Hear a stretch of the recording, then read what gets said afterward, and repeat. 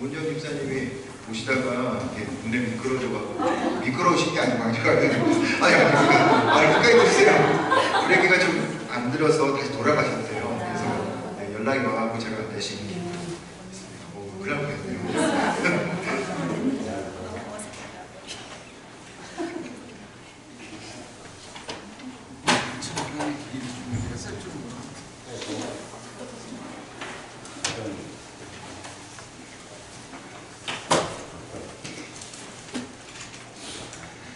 하나님께서 우리 교회에게 주신 말씀이 디모데후서 1장 13절 14절이라고 제가 말씀을 드렸고요. 너는 그리스도 예수 안에 있는 믿음과 사랑으로서 내게 들은 바 받은 말을 본받아 지키고 우리 안에 거하시는 성령으로 말미암아 내게 부탁한 아름다운 것을 지키라. 이 말씀에 근거해서 저희가 올 한 해 세 가지 하나님께서 우리에게 우리 교회에게 각자에게 주신 것을 지키는 그런 한 해가 되고자 지난 두 번 사랑과 기도에 대해서 이야기를 했습니다. 사랑이 없으면 아무것도 아니다라고 말씀을 드렸죠. 사랑이 전부이고요. 사랑만이 남는다라고 말씀을 드렸습니다. 그래서 사랑이 중요한 것이고요. 또 기도라고 하는 것은 사람을 살리는 호흡기이기 때문에 그 호흡기를 떼버리면 영혼이 죽어버리는 거죠. 그래서 기도는 생명의 동아줄이기 때문에 절대로 이 생명의 동아줄인 기도를 놓아서도 안 된다라고 하는 것입니다. 주님께서는 사랑과 기도를 절대 놓치지 말 것을 아주 신신당부하였습니다. 그리고 세 번째로 이제 전도와 선교에 대한 부분도 주님께서 우리에게 신신당부하시면서 이 부분을 절대 놓치지 말라라고 붙들고 살라라고 말씀을 하십니다. 그래서 오늘 마지막으로 전도와 선교에 대해서 함께 생각해 보도록 하겠습니다. 여러분들한테 좀 질문을 드려볼게요. 여러분들에게 있어서 여러분 주변에 주님을 믿지 않는 예수님을 모르는 사람들이 몇 명이나 계십니까? 내 옆에, 내 주변에 내가 교제하는 사람들 중에 예수님을 전혀 모르는 사람들이 몇 명이나 계세요? 많으십니까? 아니면 전혀 없으십니까? 신앙을 가지면요, 우리는 보통 이제 신앙을 가진 사람들과 함께 교제를 합니다. 그런 교제를 통해서 얻어지는 유익들이 많기 때문이잖아요. 함께 나눔으로 인해서 주님이 주시는 위로와 힘을 얻기 때문에 우리는 같은 신앙을 가진 사람들끼리, 믿음을 가진 사람들끼리 교제하고 그런 사람들끼리 모여서 우리는 이제 살아갑니다. 꼭 필요하죠. 꼭 필요한 일입니다. 그런데 그리스도인들만 뭉쳐 살면 비그리스도인들과 그냥 가벼운 거리만을 유지하고 그들과 우리와 신앙이 다르기 때문에 믿음이 다르기 때문에 멀리한다면 그건 기독교의 참 의미를 놓쳐버리는 것입니다. 왠지 아십니까? 하나님은, 예수님은 우리를 세상에 파송했기 때문입니다. 예수님이 승천하시면서 제자들에게 이렇게 말씀하셨죠. 성령이 너희에게 임하시면 권능을 받아서 예루살렘과 유대와 사마리아와 땅끝까지 이르러 주님의 증인이 되라, 이렇게 이야기하셨을 때 여기서 말하는 예루살렘, 유대, 사마리아와 땅끝에 있는 이 개념이 뭐냐면 예루살렘에 모여있는 그리스도인들, 유대에 모여있는 그리스도인들, 사마리아와 땅끝 이곳저곳에 퍼져있는 그리스도인들과 그들에게 가라 라고 말한 것이 아닙니다. 예수님께서 우리에게 사도행전 1장 8절을 이야기했었을 때는 예루살렘과 유대와 사마리아 땅끝 안에 예수를 믿지 않는 사람들에게 향해서 가라 라고 우리에게 말씀을 증거하신 거죠. 그리스도인들은 그런 의미에서 세상에 파송된 사람들입니다. 오늘도 성도들이 존재하는 이유는 뭐냐면, 그 임무는 뭐냐면 우리가 그 파송된 곳에서 하나님의 나라를 우리가 일궈내고 그리고 그곳에서 그 하나님 나라를 전하는 그런 명령을 받았기 때문에 살아가는 것입니다. 사도행전 1장 8장도 그렇지, 1절도 그렇지만 8절도 그렇지만 마가복음 16장 15절에서 예수님께서 승천하기 직전에 너희는 온천에 다니며 만민에게 복음을 전하라 라고 말씀하셨습니다. 마지막 유언입니다. 유언으로 뭐라 이야기했냐면 너희는 세상에 나가서 세상 사람들에게 복음을 전하라 라고 이야기를 한 것입니다. 그러니까 성도들은요, 우리 그리스도인들은요, 하나님께서 세상 속에 파견한 주재원들이에요. 그곳에서 당신을 드러내고 세상을 통해서 죽어가는 영혼들을 살려내기 위해서 우리를 세상 속으로 보냈다라고 하는 겁니다.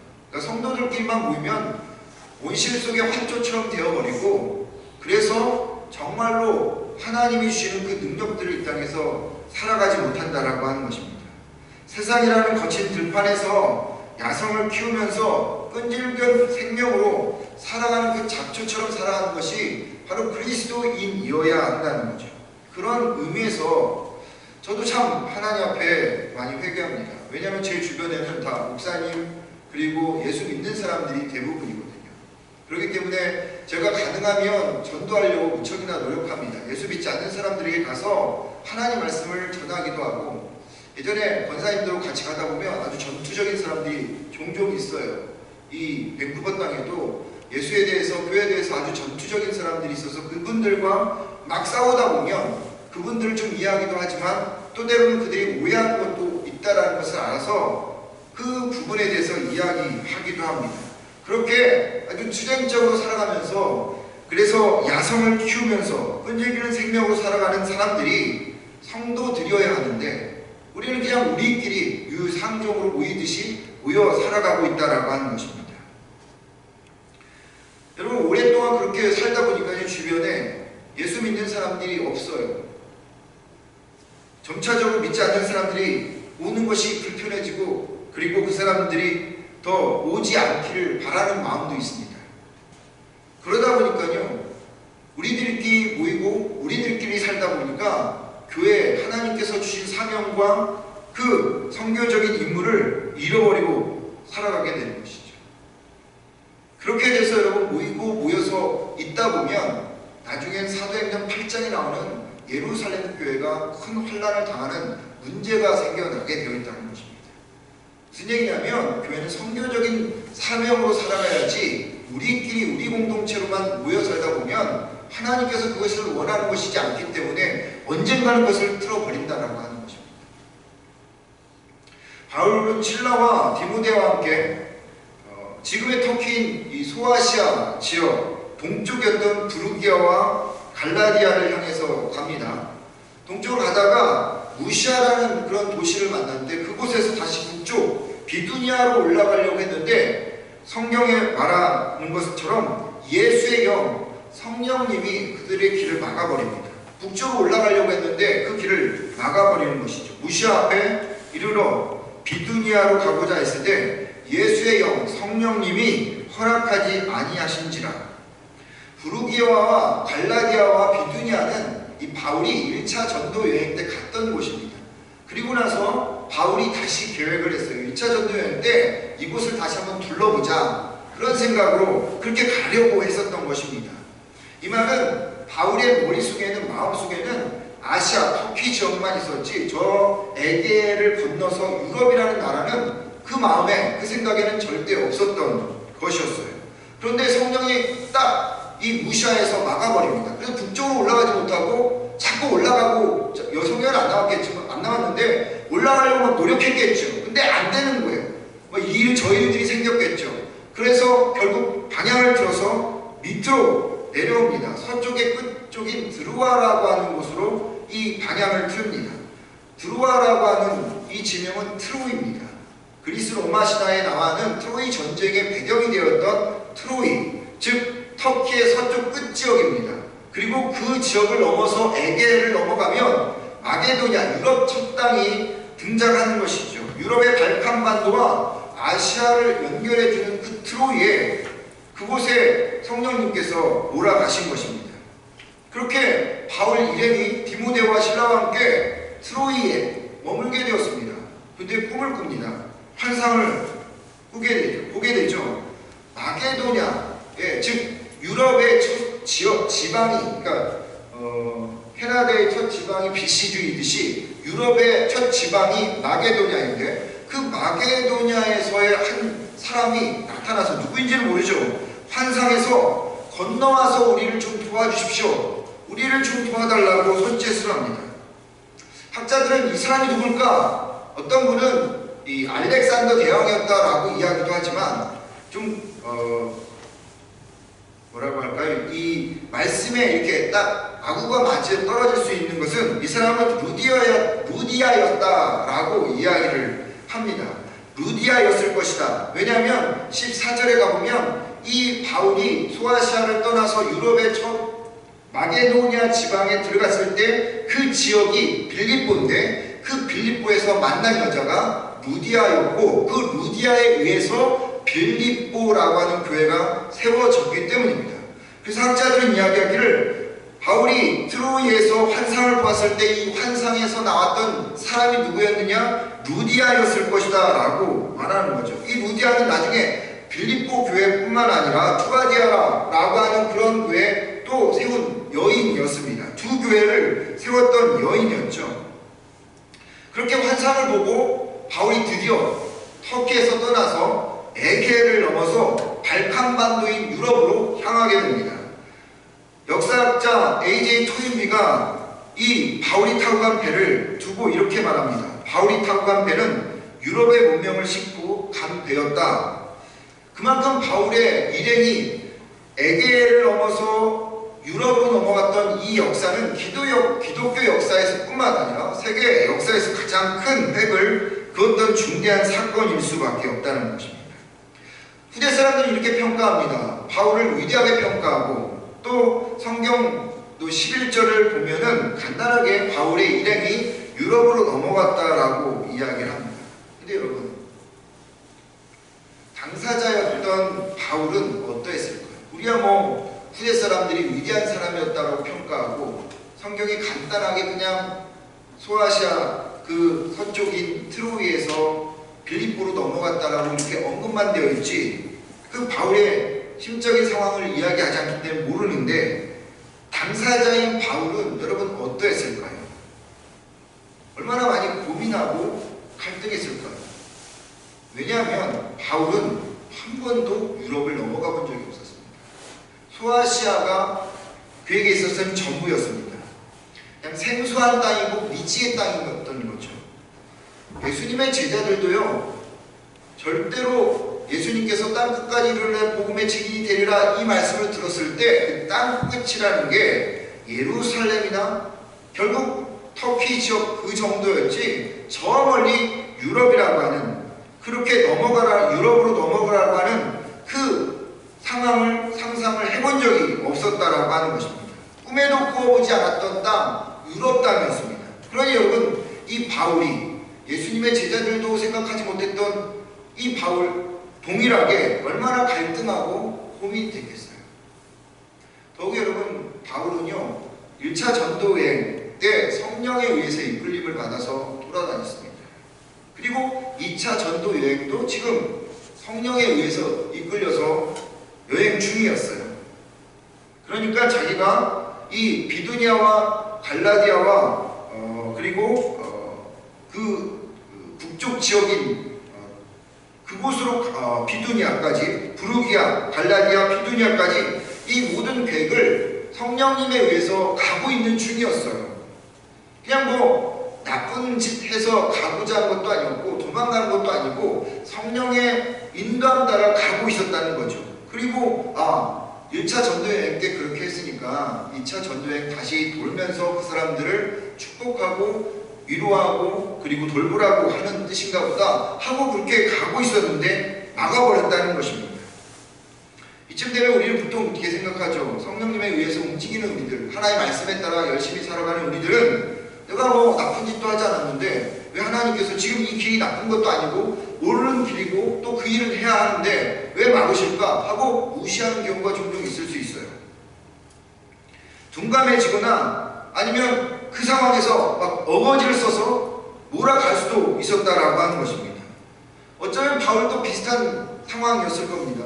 지금 2차 전도여행도 사실은 엄밀히 말하면 좀 어려움 속에서 출발한 것입니다. 바울과 바나바가 싸우고 헤어지면서 바나바가 이 디모데와 실라를 데리고 가는 상황이었기 때문에 어려운 상황이었어요. 그런 상황 속에서 이 상황이 발생하니까 바울이 얼마나 갈등했겠습니까? 근데 저는 이때 왜 바울이 하나님의 성령에 따라서 이 이 트로이에서 빌립보로 넘어왔을까 이런 생각을 해봤을 때 문득 제가 2주 전에 했던 설교가 문득 생각났어요. 누가 생각났냐면 아브라함이 생각났습니다. 바울의 마음에 떠오르는 한 사람이 있었을 텐데 아마 그가 아브라함이 아니었을까 이런 생각을 해보게 된 겁니다. 하나님의 명령을 따라서 갈대아 우르를 떠나선 아브라함, 자신과 비슷한 처지인 거죠. 전혀 가보지 못한 미지의 땅으로 하나님께서 가라 했을 때 이 아브라함은 그 현실과 환경이라고 하는 유브라데강을 믿음의 돌파를 통해서 그것을 뚫고 나갔던 것처럼 자신도 지금 이 환경과 현실이라는 상황 속에서 하나님께서 주신 그 길을 가고 있었는데 이걸 막아버리니까 더 이상 이 상황에서 내가 어떻게 해야 될지 고민하고 있었던 차에 아브라함이 갔던 그 길을 그가 생각하지 않았을까 생각합니다. 그래서 자기가 세웠던 하나님께서 이제까지 이뤘던 모든 것들을 다 내려놓고 다시 지금 주어지는 그 말씀에 의지해서 아브라함처럼 에게를 건넜다라고 하는 것입니다. 저는 바울이 이 아브라함을 생각하고 그리고 힘을 얻어서 결단하고 순종함으로 소아시아를 떠나서 유럽으로 넘어갔다는 이 사실이 너무나도 여러분 도전이 됩니다. 아브라함이라는 한 인물 때문에 바울이 그런 어려운 상황에서 그것을 붙잡고 넘어갔을 때 유럽의 문명이 그 배에 타고 넘어갔고 그래서 바울로 인해서 유럽 사회가 바꿔진 이 놀라운 일들 그건 어디서부터 시작했냐면 아브라함이라는 한 사람을 통해서 우리에게 보여주었다라고 하는 것이죠. 저는 그런 의미에서 우리 교회에 아브라함과 같은 큰 믿음을 걸어가는 사람이 있기를 주의 이름으로 축원드립니다. 그래야 다음 사람이 그것을 보고 쫓아가는 것입니다.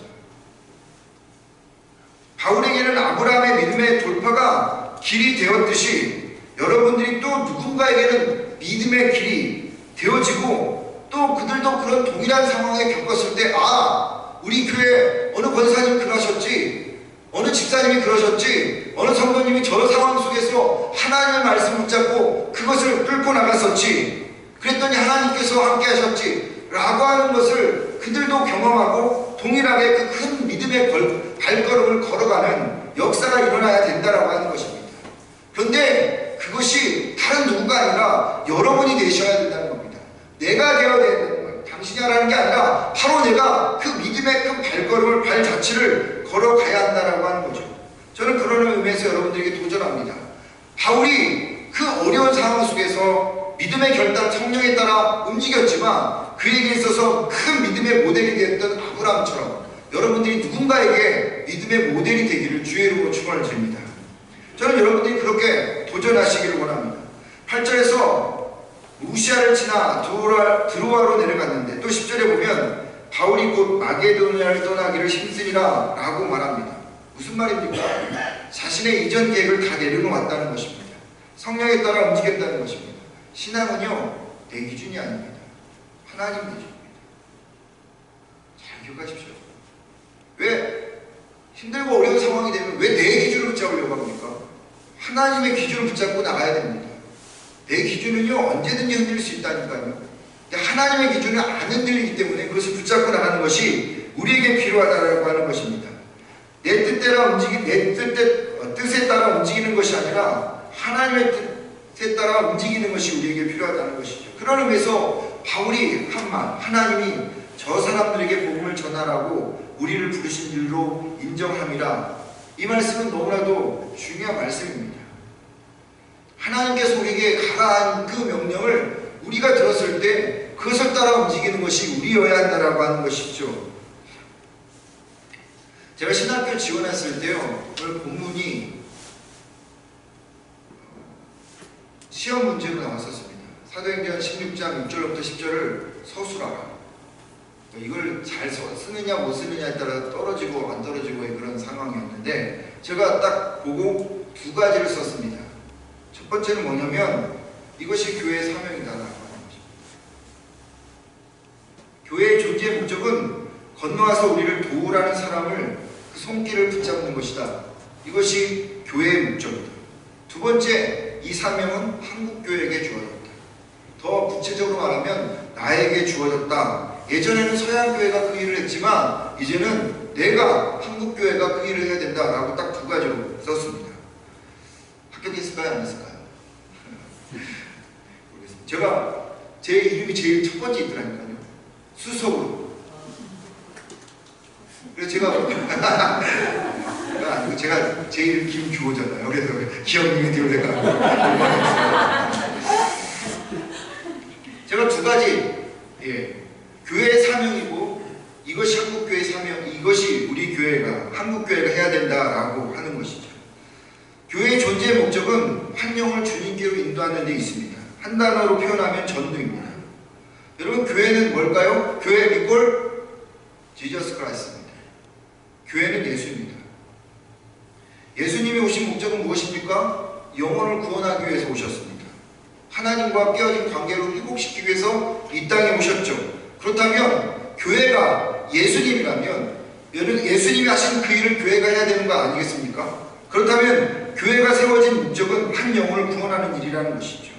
여러분, 우리가 영혼을 구원한다라고 하는 것, 전도한다는 의미를 많은 사람들이 오해하는 부분이 있어요. 단순히 복음을 제시하는 것으로만 알고 있습니다. 전도는 그게 아니에요, 여러분. 전도라는 것은 한 사람에게 복음을 제시하고 그 사람을 교회로 인도하고 그 사람이 교회에 성장하고 세례받기까지 하는 것이 전도인 거죠. 그냥 보고 한번 띡 전하고 마는 것이 교회가 아니다라고 하는 것입니다. 요즘 여러분 영화 중에요, 가버나움이라는 영화가 있는데 혹시 보신 분이 계신지 모르겠지만 가버나움이라는 영화가 있습니다. 레바논에서 벌어진 사건을 가지고 만든 영화인데요.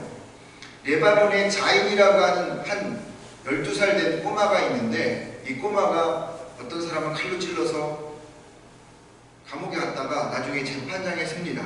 재판장에 쓸 때 피고로 쓰지 않고 원고로 씁니다. 그리고 피고를 세우는데 누구를 피고로 세우냐면 부모님을 피고로 세웁니다. 그러면서 이 아이가 이렇게 이야기합니다. 나를 세상에 태어나게 한 부모를 고소한다. 자녀를 낳기만 했지 책임지지 않는 부모를 벌하게 해달라고 이 자인이 고소하는 것입니다. 이게 가버나움이라는 영화인데요. 아주 좋은 영화입니다. 여러분 기회가 되시면 보셨으면 좋겠는데, 여러분 아이를 낳으면 부모는 그 아이를 키워야 될 목적이 있는 거예요. 최선을 다해서 그 아이가 잘 자라도 옆에서 지켜주는 것이 부모의 역할입니다. 그냥 띡 낳고 네 알아서 살아라 라고 하는 부모 없지 않습니까? 마치 그와 같이 복음을 전한다는 것은 무엇인지 아십니까? 한 영혼을 잉태하는 것이에요. 그에게 그냥 복음 딱 전하고 네 알아서 하 라고 하는 것은 여러분 마치 부모가 아이를 낳고 그냥 너 혼자 살라라고 하는 것과 똑같은 것입니다. 교회에 온 사람이, 교회를 다니는 사람이 그것을 이야기하고 말해줘야 될 책임이 있는데, 복음을 전해 그 아이가 성장하고 자라듯이 교회에 온 사람이 믿음으로 성장하고 나중에 세례까지 받고 주님을 고백하는 그 단계까지 이루는 그것이 전도인데, 한국교회나 우리 교회가 그 일들을 하지 않는다는 것, 그냥 전도만 하면 끝나는 거라고 생각하고 있다는 것이죠. 제가 처음 목회지에 가서 막막했어요. 강원도 인제에 처음 갔는데 94년 12월에 갔었을 때 그냥 작은 예배당 하나, 그리고 외양간을 고쳐서 붙여놓은 사택, 그리고 교회는 어린 셋, 아이 2명, 마을 한가운데 있었는데 뭐 교회에 대해서 사람들이 관심도 없어요. 부임하고 나서 전도하기, 제가 그래서 고민하다가 전도하기 시작했습니다. 근데 말씀드린 것처럼 교회에 대해 관심도 없고, 그리고 예수님에 대해 관심도 없었어요. 어떻게 하면 전도할 수 있을까 고민하다가 제가 장에 나가서 농구대 림이라고 이렇게 그 골대 있죠. 골대를 하나 사갖고 왔고 집에 와서 큰 그 소나무 하나 자르고 그 다음에 판대대기 하나 놓고 거기다가 농구대를 붙였습니다. 그리고 세웠어요. 그래갖고 제가 이제 농구를 하면서 그 사람들과 이제 하게 됐는데 점차 아이들이 오기 시작하는 거예요. 꼬마 아이들이 오더라고요. 유치부 아이들, 유치부는 그 초등부 아이들, 그 다음에 중고등부 아이들이 한 명, 두 명씩 몰려오기 시작하더라고요. 그래서 그 애들과 같이 농구를 하기 시작했어요. 그리고 한 1년, 2년 지나가면서 애들이 저와 아주 친해지기 시작했습니다. 근데 문제는 아이들이 한 20명쯤 됐었거든요. 이제 전도를 그렇게 했는데 제가 전도하면서 아이들이 교육하는데 이 아이들이 집을 가기 싫어해요.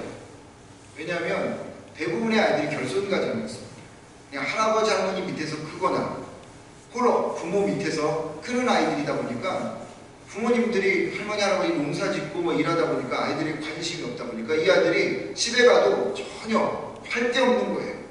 그래서 그 아이들 데리고 같이 공부를 가르쳐 주기도 했고 그 다음에 아이들과 같이 음식을 나누기도 하고 그렇게 4년 동안 아이들을 하기 시작했습니다. 그 아이들 중에 하나님을 영접한 아이들이 생기기 시작했고 그러면서 한 명, 두 명 그들의 부모, 할머니, 할아버지들이 교회 나오기 시작하더라고요.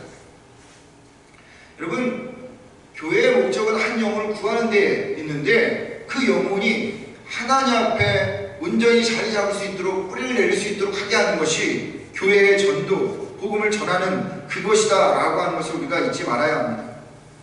하나님 앞에서 죄를 고백하고 예수님을 영접하여 성숙해지고 또 다른 누군가에게 복음을 전하는 그 단계까지 이룰 수 있을 때까지 그에게 복음을 전하는 것, 그를 케어하는 것, 그것이 전도라고 하는 거죠. 왜 2000년 동안 교회가 존속할 수 있었을까요? 주님을 전하는 일을 마다 하지 않았기 때문입니다. 자신이 환경이 힘들어도 우리의 믿음의 선배들은 그 복음을 전하는 일, 그리고 그들을 케어하는 일을 마다하지 않았기 때문이라는 것입니다.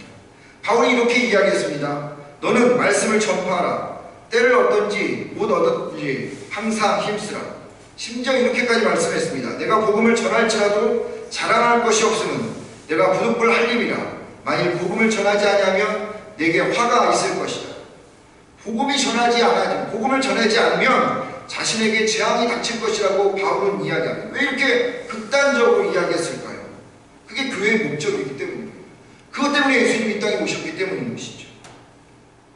여러분, 우리에게 하나님께서 이 귀한 사역을 주셨습니다. 전도와 선교의 사역을 우리에게 주셨고 그것을 놓치지 말라고 이야기하십니다. 그러기에 여러분, 우리는 하나님 안에서 복음을 전해야 합니다. 작년 안에 몇 명 우리가 전도했습니까? 몇 명에게 복음을 전했습니까?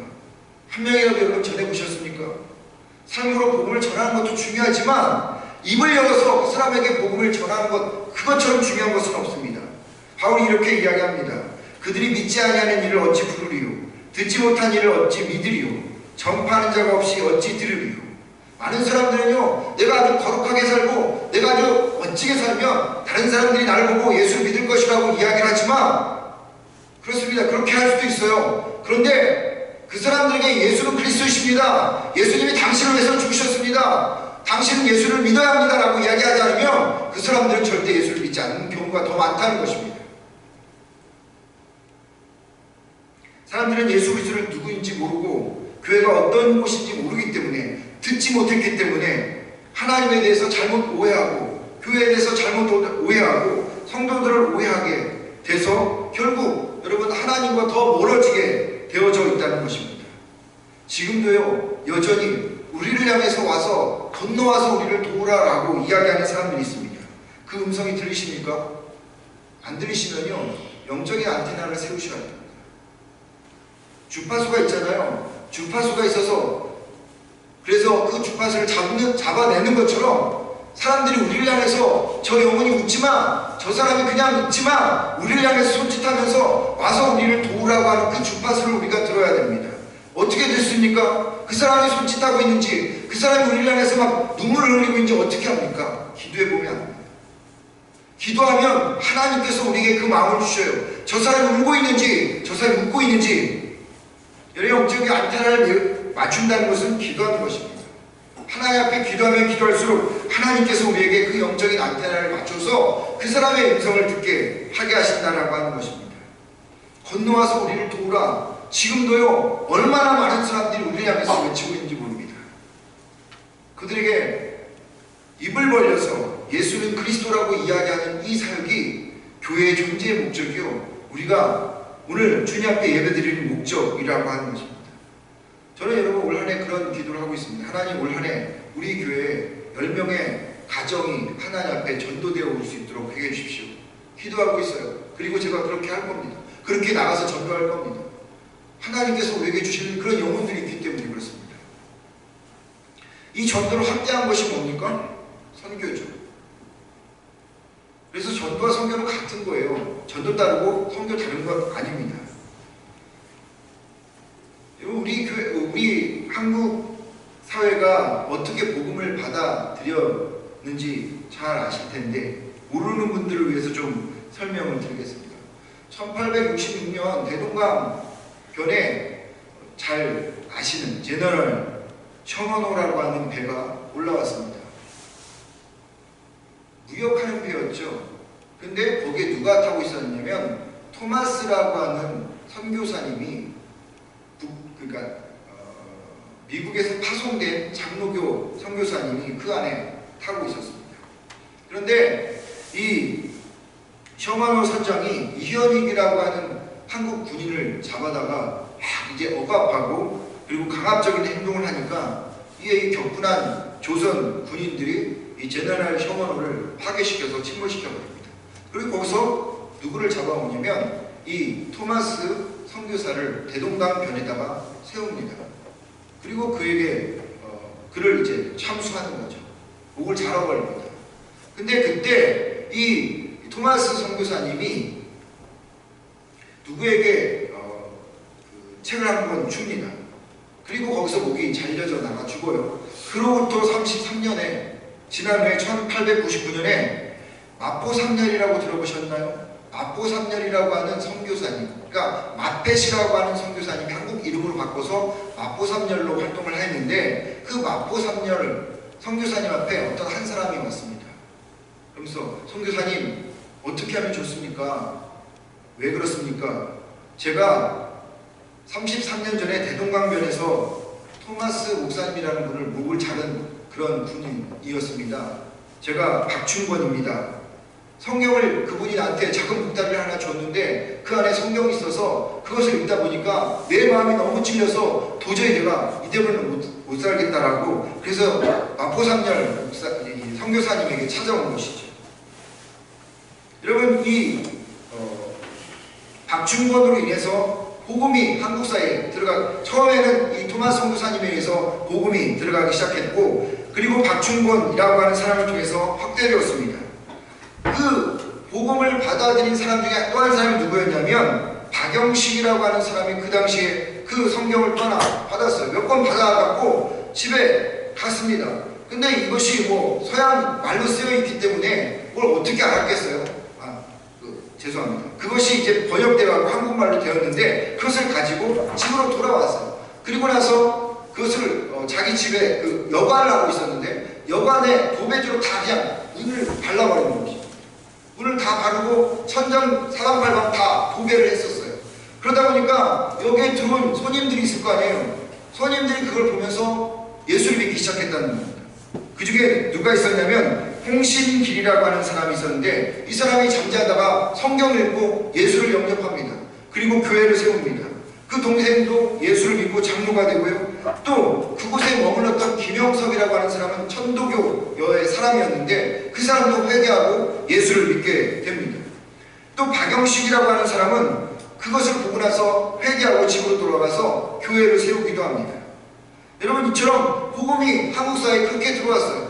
토마스 선교사의 그 피로 인해서 복음이 한국 사회에 들어오기 시작했습니다. 그러고 나서 본격적으로 들어온 것은요, 1885년 2명의 선교사가 한국 땅에 밟으면서였습니다. 그 2명의 사람은 감리교회 아편젤라 목사님, 우리 교단의 첫 번째 선교사님이었던 아편젤라 목사님이고, 또 하나 장로교회 언더우드 목사님이셨습니다. 아펜젤라 목사님이 한국에 들어오셔서 복음을 전하면서 많은 사람들에게 예수를 전했습니다. 그 중에 이 복음을 듣고 나왔던 사람이 서재필이라고 하는 독립운동가였습니다. 그리고 제가 몸담았던 중앙교회라고 하는 그곳에 3명의 독립운동가를 배출시키기도 했었습니다. 그러다가 1902년에 복음을 전하러 내려가다가 군산 앞바다에서 침몰했는데 자기가 가지고 있었던 이 튜브를 한 사람한테 주면서 예수 믿으라고 하면서 아펜젤라 목사님은 그곳에서 순교하셨습니다. 여러분, 이 아펜젤라 목사님이 세우신 학교가 배제학당입니다. 배제대학이라고 하는 대학교입니다. 그리고 언더우드 목사님을 통해서 들어온 그 일로 인해서 고아원과 고아사역, 그리고 구세학당, 또 오늘날 연세대학교라고 하는 연희전문대학교를 이 언더우드 선교사님이 세우신 것이죠. 그리고 여러분 잘 아는 세문안교회가 이 언더우드 목사님에 의해서 세워진 것입니다. 그래서 여러분 종로 네거리 쪽에 가보면 세문안교회, 정동교회, 중앙교회, 숭동교회, 이게 다 언더우드 아펜젤라 목사님들이 그 지역에서 다 세운 교회들입니다. 여러분, 근데 토마스 선교사님이 한국 땅에 들어올 때 나이가 몇 살이었을까요? 27살이었습니다. 그러면 아펜젤라 목사님이 들어오셨을 때 26살이었습니다. 언더우드 목사님이 오셨을 때 27살이었습니다. 이분들이 다 은퇴하고 할 일 없으니까 온 게 아니라요, 그 피 끓는 젊은 때 주의 복음을 받고 그들이 낯선 땅, 조선이라고 하는 땅에 와서 하나님의 복음을 전한 것이에요. 근데 여러분, 그분들이 다시 본국에 돌아가서 화려하게 죽은 줄 아십니까? 한국 땅에 가면 꼭 제가 이야기하죠. 양화진에 꼭 가보십시오. 양화진에 가보면 그 선교사님들이 묻혀있는 무덤들이 있어요. 죽으시면서 뭐라고 얘기하냐면, 나는 이 한국 땅을 사랑합니다. 나는 이 한국 땅에 내 몸을 맡겠습니다 하고 죽은 그런 분들이 모여져 있는 곳이 양화진, 그런 묘역이 있습니다. 여러분, 20대 후반에 하나님의 명령을 듣고 어둠과 죽음의 땅, 이 조선 땅에 와서 복음을 전하라는 그분들, 그들의 희생이 없었으면 한국은 여러분 존재하지 않았습니다. 그런 의미에 성경은 생명을 살리는 것이죠.